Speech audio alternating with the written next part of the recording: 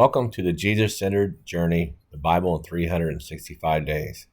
We are in day 14, the book of Job, chapters 29 through 42.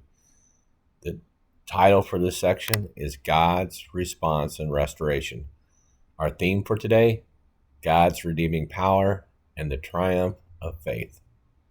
The daily reading is Job chapter 29 through 42. Reflection. Job's journey culminates in a dramatic encounter with God. After Job's intense suffering and his exchange with friends, God speaks from the whirlwind and reveals his sovereign power and matchless wisdom. Job 38 through 41 highlights God's intricate care over creation, challenging Job's limited perspective and reminding him of divine authority. Job's response in Job chapter 42, verses 1 through 6, expressing humility and repentance. He acknowledges, and I quote, "I know that you can do anything, and no one can stop you," end quote.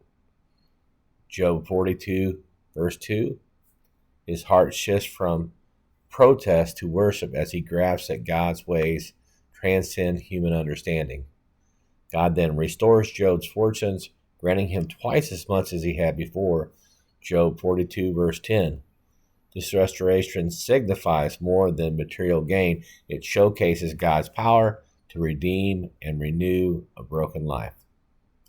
Think of this illustration, the canvas and the painter. Imagine a painter painstakingly working on a canvas. From a limited vantage point, we might see only unconnected brushstrokes. Yet the artist envisions the final masterpiece.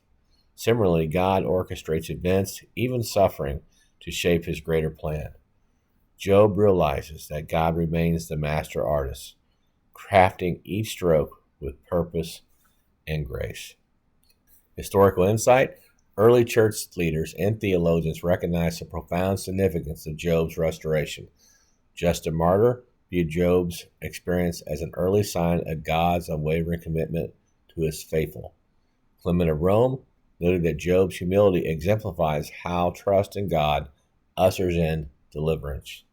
John Calvin underlined Job's final chapters to show that divine wisdom surpasses human rationale. He wrote, and I quote, "God's sovereign design extends beyond our reason, and in yielding to him, we find restoration for our souls," end quote. Meanwhile, Martin Luther highlighted the theme of comfort, inciting that Job's story demonstrates how God ultimately brings relief to the faithful who endure trials. John Wesley emphasized the holiness that emerges from suffering, and I quote, "Job's hardships refine his faith, leading him to a greater godliness and sealing his testimony to the goodness of the Lord," end quote. Henrik Bollinger echoed this example that no matter how dire our plight, restoration remains possible through God's mercy. Muslim tradition also venerates Job, Ayub, as a prophet who endures adversity with patience, trusting in God's compassion. The Quran underscores his perseverance, noting how God eventually lifts his affliction and restores him. Quran chapter 21, verses 83 through 84.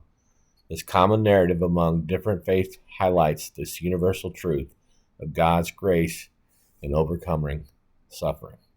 Our call to action: reflect on how God may be writing a bigger story in your hardships. Thank him for the ways he uses adversity to shape your character, and trust his power to bring restoration. Personal reflection question: how does Job's transformation from questioning to worshipful humility encourage you to surrender your own struggles to God's higher purposes?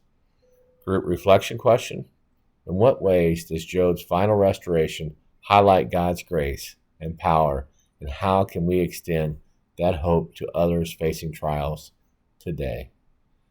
Hope and promise. Job's journey reminds us that God does not abandon us in our darkest hours. Instead, he draws us near and works through our trials, ultimately leading us to deeper faith and renewed purpose.